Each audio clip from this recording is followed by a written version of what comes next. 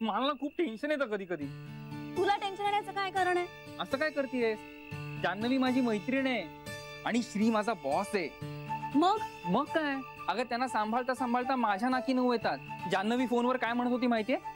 श्रीला प्राण्यांवर प्रेम करता येतं, माणसांवर प्रेम करायचा प्रॉब्लेम आहे असं म्हणाली जान्हवी. हो, तू हसू नको गीता. अगं माझी सिच्युएशन किती ऑकवर्ड होते माहितीये तुला? बरं ते मरू दे, जिजू काय म्हणाला ते सांग. गीता तू बावळट आहेस का? हे बघ, तुझी अवस्था काय याच्याशी मला काही घेणं देणं नाहीये. तू घाबरलायस हे कळतंय मला, पण त्यांची अवस्था काय ते मला सांग. काय नाही, मग श्री पण 2-4 शब्द ऐकवतो. जान्हवीला कशाला? मला म्हणजे माझ्या थ्रू जान्हवीला ऐकवतो तो. म्हणजे तिला प्रत्यक्ष नाही ऐकवत. म्हणजे तेच रे, काय म्हणाला तो तिला? मला नाही आठवत आहे. बावळटेस का मनीष तू? जे लक्षात ठेवायला पाहिजे तेच ठेवत नाहीस. गीता, तू मला आई समोर बावळट नको म्हणत जाऊस. आणि तू मला म्हणतोस ते? मी तुला आई समोर म्हणतो का? आपण दोघं असताना म्हणतो बावळट. मग आईला पण कळू दे ना ते. तिला आवडत नाही ते. तू बावळटेस ते. अगं तिच्या सुनेने तिच्या मुलाला बावळट म्हटलेलं नाही आवडत आईला.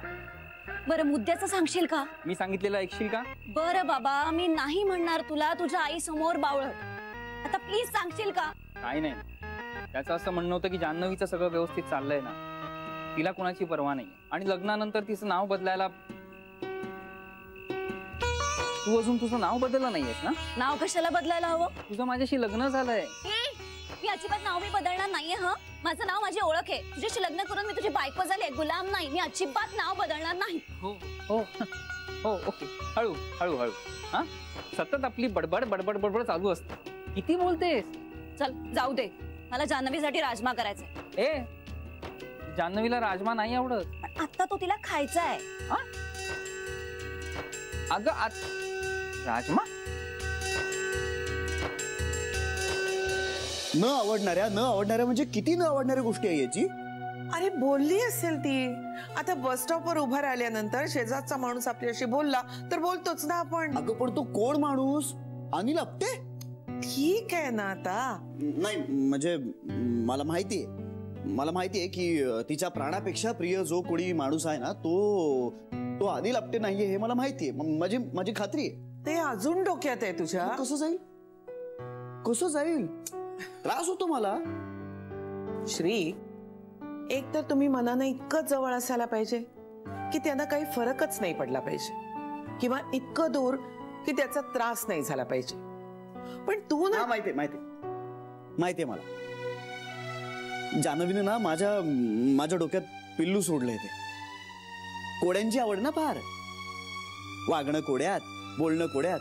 बाकीचे लोक बसलेत कोडी सोडवत. बाकीच्या लोकांना कोडी न सोडवण्याचा चॉईस असतो. आईची आपलंच आपल्या मनावरती नियंत्रण का नसतं? तू सारखा डोक्याला का हात लावतोयस? माझं डोकं दुखतंय. चेपून देऊ?